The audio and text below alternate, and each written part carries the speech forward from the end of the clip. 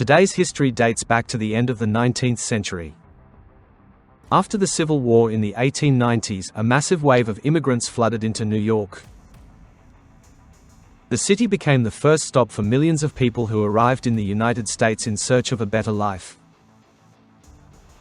It was during this period that the oldest mafia in US, the Irish, was founded. New York was made of many nearby villages. In each village, everyone knew and cared for each other. In fact, New York was one huge village. One of those who arrived in New York in 1904 was Owney Madden, half English, half Irish. The son of a petty thief who, along with his mother, decided to escape their poor life. An uneducated young man will soon become a leading city gangster known as Killer. Owney Madden is one of the most influential figures in Irish-American gangsters you've never heard of. He is the most important figure in American culture that you have never heard of. And a significant political figure you've never heard of. And the fact that you don't know anything about him is his desire. He didn't want publicity.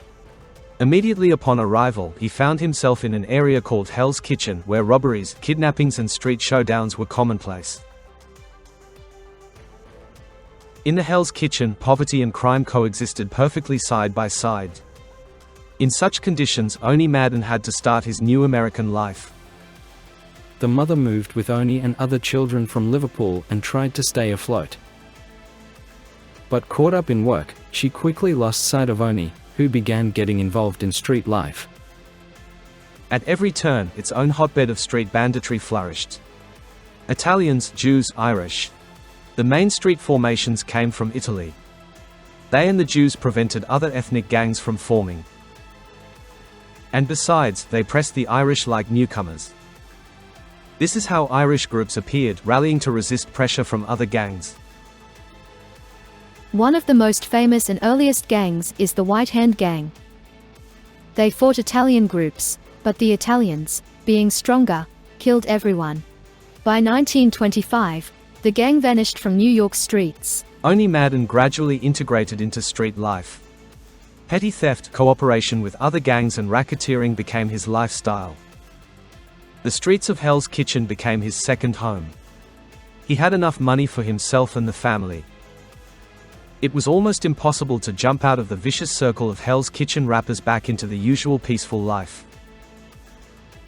Hell's Kitchen's separate district status led to the rise of gangsters. At first, the Gopher Gang operated there. They dominated the West and became the district's main gang. Over time, thefts gave way to murders. Owney Madden began to work like an adult. He was quickly noticed by the Gopher Gang. Madden, known for cruelty and composure, never hesitated. He killed anyone who was disadvantageous to him by any means. Researchers of Irish criminal street groups claim that Owney Madden killed his victims with metal pipes, pierced the chest, beat with a stick, crushed their heads or simply shot them at close range. Madden was known in criminal society as someone ready to fight with weapons or bare hands. By the age of 16, he had killed 5 people. He saw this criminal path in Hell's Kitchen as an opportunity to raise himself and his authority in society. As a gang member of considerable rank, Madden ruthlessly eliminated internal foes and sought to expand territories. In the early 1900s, the Gophers began to fight with another gang, the Hudson Dusters, for control of the ports and coastal zone. The Dusters were Irish, but the Gophers' desire for unity led them to war with their own. This bloody confrontation will soon become a nightmare for both sides, but it will also turn Owney Madden into an influential gangster who controls almost every high-ranking official in New York. The Hudson Dusters are named after the nearby river they controlled. This is in honor of the Hudson River. And the Dusters because of the cocaine. And they were total daredevils.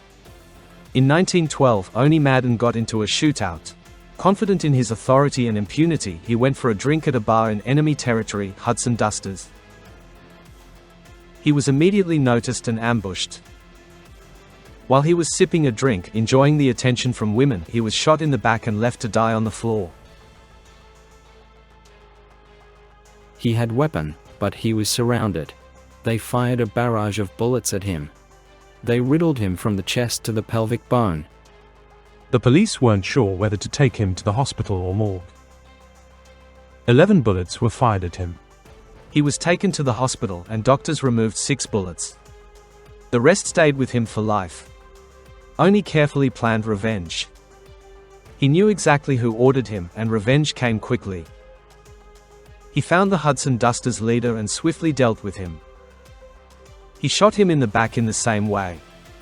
2 of his exes were coincidentally present at the execution. They quickly reported Madden, prompting a police manhunt. Owney Madden faced a prison sentence of 10 to 20 years, but he served only 8.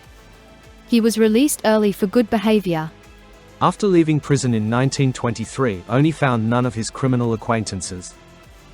The Gopher Gang disbanded in 1917, and the Hudson Dusters vanished from New York. The era of theft and racketeering ended. A new era began, the Prohibition era. New York's gangs thrived most during this period. Prohibition allowed people to earn money and recover financially through illegal sales. Owney also took advantage. He made a business out of the 18th Amendment. The 18th Amendment to the U.S. Constitution is the era of prohibition from 1918 to 1933. The government has banned the production, sale, and transportation of alcohol for alcoholic beverages. Street alcohol sales were illegal. Madden swiftly organized a steady alcohol supply. He brought quality liquor, scotch, gin and vodka. All this was sent from Canada, Britain and Cuba. Madden began to control the sale of alcohol. Officers ignored it.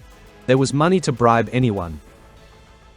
Owney Madden expanded his alcohol distribution from New York to nearly all of the United States. Influential people knew him as a reliable supplier, seller, and businessman. Over time he eventually did something that disrupted the criminal world. It was Owney Madden who first guessed to open his own club in New York. Owney Madden sought a spot to sell illegal booze and found a suitable location by accident. Eager for his own club, he quickly opened one called the Cotton Club. Things went up instantly. The club was a new thing for society, politicians, and gangsters. Influential people nationwide visited the Cotton Club. Owney Madden managed to unite powerful people around him. He had strong connections, compromising materials, and unparalleled power.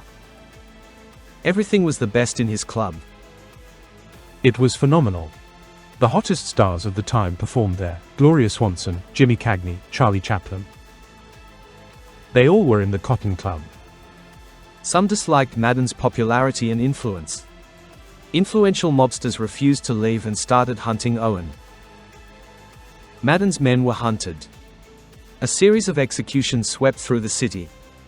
In 1933, he decided to leave New York. The draw fell on Arkansas. Madden lived there until he died, refuting the stereotype that crime bosses have short lives. He succeeded. Madden left the world at the age of 73 by his own death. It is improbable that Owney Madden, an influential gangster, left New York unnoticed. Legends say he made a deal with President Franklin Roosevelt. In exchange for leaving crime, the leader would let him depart without persecution.